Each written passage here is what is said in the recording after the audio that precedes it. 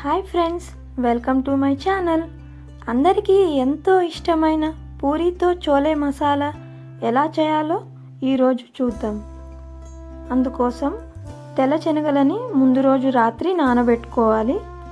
అలా నానబెట్టుకున్న శనగలను మంచిగా కడుక్కొని అందులోకి ఆలుగడ్డ ముక్కలు వేసుకోవాలి. శనగలు ఆలుగడ్డ ముక్కలు సమానంగా వేసుకోవాలి. అలా వేసుకున్నాక అందులోకి తగినన్ని నీళ్లు పోసుకొని మూత పెట్టి అవి మెత్తగా అయ్యే వరకు ఉడికించుకోవాలి. అవి ఉడికేలోపు పూరీకి పిండి రెడీ చేసుకోవాలి. గోధుమ పిండి, అందులోకి కొద్దిగా ఉప్మా రవ్వ, రుచికి సరిపడా ఉప్పు వేసుకొని ఆ మూడు మంచిగా కలిసిపోయేలాగా కలుపుకోవాలి.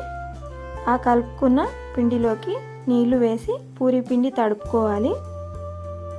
ఆ తడుపుకున్న పిండిని మూత పెట్టి ఒక 20 నిమిషాలు అలా పక్కన పెట్టుకోవాలి.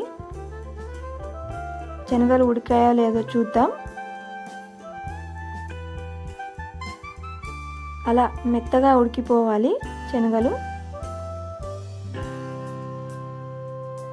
అలా మెత్తగా ఉడికిన శనగలను ఒక మ్యాషర్తో ఒత్తుకోవాలి. ఆలుగడ్డలు మెత్తగా అయ్యేలాగా ఒత్తేసుకోవాలి. అలాగని చాలా సాఫ్ట్గా చేసుకోవద్దు. అక్కడక్కడ శనగలు మనకి తగులుతూ ఉండాలి. మసాలా కోసం కడాయి పెట్టుకొని అందులోకి ఆయిల్ వేసుకోవాలి. ఆయిల్ వేడెక్కాక ఆవాలు, జీలకర్ర వేసుకోవాలి.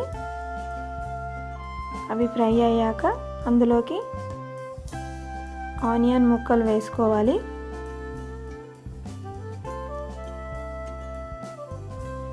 ఆనియన్ ముక్కలు కూడా మంచిగా ఫ్రై అయ్యాక అందులోకి అల్లం వెల్లుల్లి పేస్ట్ వేసుకోవాలి. అల్లం వెల్లుల్లి పేస్ట్ ఫ్రై చేసుకొని అందులోకి టమాటా ముక్కలు వేసుకోవాలి. టమాటా ముక్కలు ఇష్టం లేని వాళ్ళు మిక్సీలో గ్రైండ్ చేసి కూడా వేసుకోవచ్చు. అందులోకి కొద్దిగా పసుపు,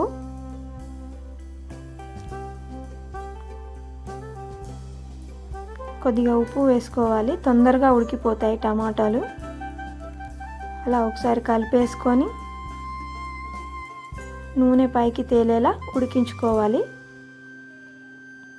అలా ఉడికాక అందులోకి చింతపండు రసం వేసుకోవాలి. చింతపండు రసం వేసుకున్నాక అందులోకి 1 స్పూన్ ధనియాల పొడి వేసుకోవాలి. ఒకసారి కలిపేసుకొని అందులోకి కారపొడి, రుచికి సరిపడా ఉప్పు వేసుకొని మంచిగా కలుపుకొని అలా ఉడికిన మసాలాని శనగల్లోకి వేసుకోవాలి. ఆ మసాలా మొత్తం శనగలు మొత్తం కలిసిపోయేలా కలుపుకోవాలి. అలా కలిపేసుకొని గట్టిగా అనిపిస్తే కొద్దిగా వాటర్ యాడ్ చేసుకోవాలి. చోలే మసాలా పొడి వేసుకోవాలి. మీకు పూరీకి తినడానికి ఎలా ఇష్టమో చూసుకొని దానికి తగ్గట్టుగా వాటర్ వేసుకోవాలి. వాటర్ వేసుకొని ఉడికించుకొని అది ఉడికాక కొత్తిమీర వేసుకోవాలి. కొత్తిమీర చాలా వేసుకుంటే టేస్ట్ బాగుంటుంది. పిల్లలకు కూడా మంచిది కదా. కొత్తిమీర వేసుకున్నాక ఒక 2 మినిట్స్ ఉడికించుకోవాలి. అయిపోయింది మసాలా. తర్వాత పూరీ ఫ్రై చేసుకొని చూసారా ఎలా పొంగాయో. పూరీ పిండిలో ఉప్మా రవ్వ వేసుకోవడం వల్ల పూరీలు అలా తెల్లగా బాగా పొంగుతాయి. పూరీ పిండి తడుపుకునేటప్పుడు ఆయిల్ వేసుకోవద్దండి, నూనె చాలా పట్టేసుకుంటుంది. చూసారా ఎంత బాగా ఫ్రై అవుతున్నాయో, అన్ని పూరీలు పొంగుతున్నాయి.